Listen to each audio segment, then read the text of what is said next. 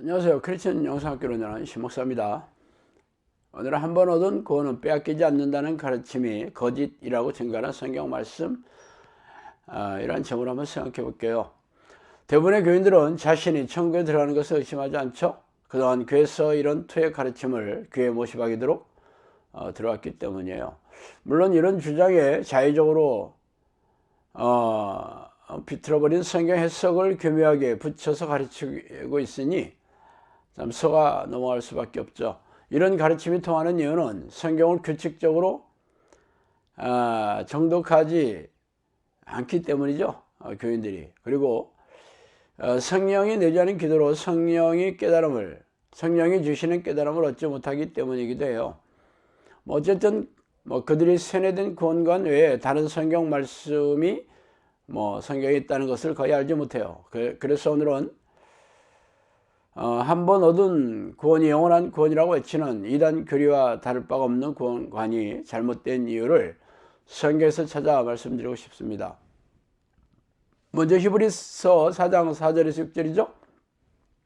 한번 빛을 받고 하늘의 은사를 맛보고 성령에 참여한 바 되고 하나님의 선한 말씀과 내세의 능력을 맛보고도 타락한 자들은 다시 새롭게 하여 회개하게 할 수 없다니 이는 그들이 하나님의 아들을 다시 십자가에 못 박아 드러내놓고 욕되게 함이라, 이렇게 얘기하고 있습니다. 말하자면 성령의 사람이 되었는데도 불구하고 다시 타락한 자들을 회개할 수 없게 되고 하나님께서 버리시는 이유가 그들이 하나님의 아들을 십자가에 못 박혀 욕되게 했다, 그렇게 얘기했습니다. 그러니까 성령의 사람이라 할지라도 타락하면 다시는 하나님의 백성이 되지 못한다는 얘기죠. 두 번째, 데살로니가 전서 5장 19절이죠. 성령을 소멸하지 말며. 자, 이 말씀을 쉬지 말고 기도하라는 말씀 뒤에서 나오는 말이에요. 성령을 소멸하지 말라는 말씀은 성령은 언제든지 하나님의 뜻을 경멸하고 범죄하고 회개하지 않으면 떠날 수 있다는 전제로 하신 말씀 아니에요? 안 그렇다면 이런 말씀이 성경에 있을 리가 없잖아요. 그렇지만 성령이 함께 들어오신 하나님의 백성이 되어 구원을 얻었다면 다시 빼앗길 수 없다는 말이 얼마나 허구인지 알겠죠? 세 번째, 에스겔 3장 20절입니다. 또 그 의인이 그의 공의에서 돌이켜 악을 행할 때 이미 행한 그의 공의는 기억할 바 아니라 내가 그 앞에 거치는 것을 두면 그가 죽을지니 이는 내가 그를 깨우치지 않음이라. 그는 그의 죄 중에서 죽으려니와 그의 핏값은 내가 내 손에 찾으리라. 여기도 의인이라는 것은 하나님이 기뻐하신 하나님의 백성을 얘기하는데, 의인이라도 공의에서 돌이켜 악을 행하면 하나님께서 그 공의를 기억하지 않고 그가 죽게 될 것이다, 즉 지옥에 갈 것이다, 이렇게 얘기하고 있죠. 다음으로 에스겔 18장 24절과 26절이에요. 만일 의인이 돌이켜 그 공의에서 떠나 범죄하고 악을 행하는 모든 가증한 일대로 행하면 살겠느냐? 그가 행한 공의로운 일은 하나도 기억되지 아니하리니 그가 범한 허물과 그 지은 죄로 죽으리라. 에스겔서 18장 24절입니다. 또 만일 의인이 그 공의를 떠나 죄악을 행하고 그로 말미암아 죽으면 그 행한 죄악으로 말미암아 죽는 것이요. 이것은 동일 18장 26절 말씀인데, 여기도 똑같이 얘기하고 있죠. 의인이라 할지라도 의인이 공의를 떠나 죄악을 행하고 죽으면 그 죄악 때문에 지옥에 떨어진다, 이렇게 얘기하고 있죠.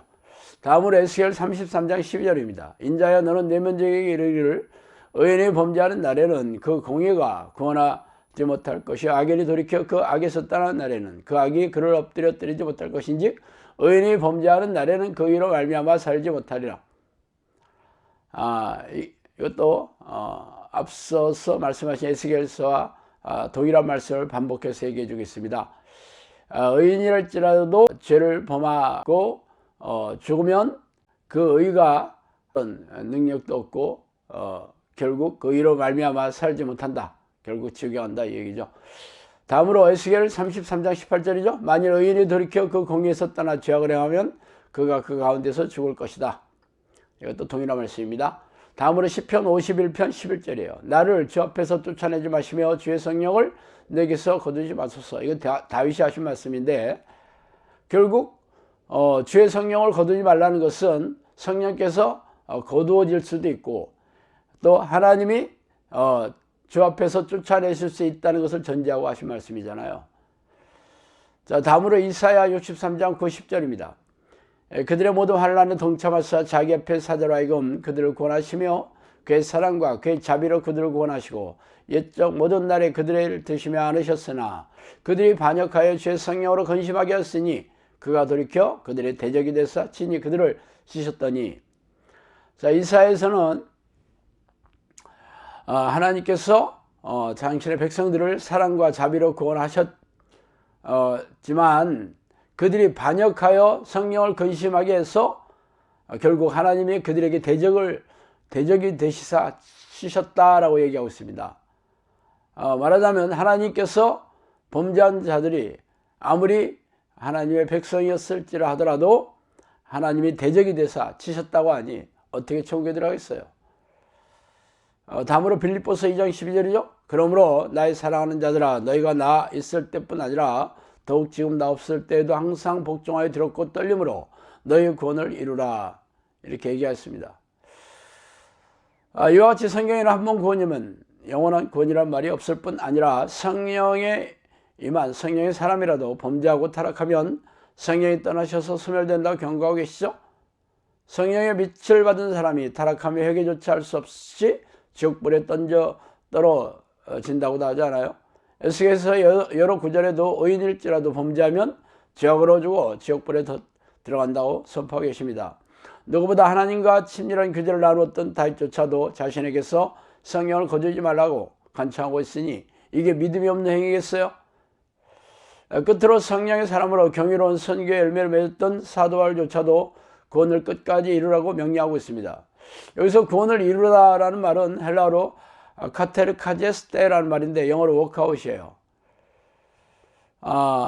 이 워크아웃이라고 NIV나 킹제임스 버전이나 RSV나 똑같이 이 헬라어를 번역하고 있는데 이 워크아웃이라는 말은 성취하다, 해내다라는 뜻으로 그 어디에도 완성됐다는 의미는 없습니다. 그러므로 이 땅에 사는 날까지 쉬지 않고 하나님의 이름을 부르는 기도 습관을 들여 성령과 동행함으로 구원을 이루어내셔야 합니다. 자, 오늘 여기까지 하겠습니다. 감사합니다.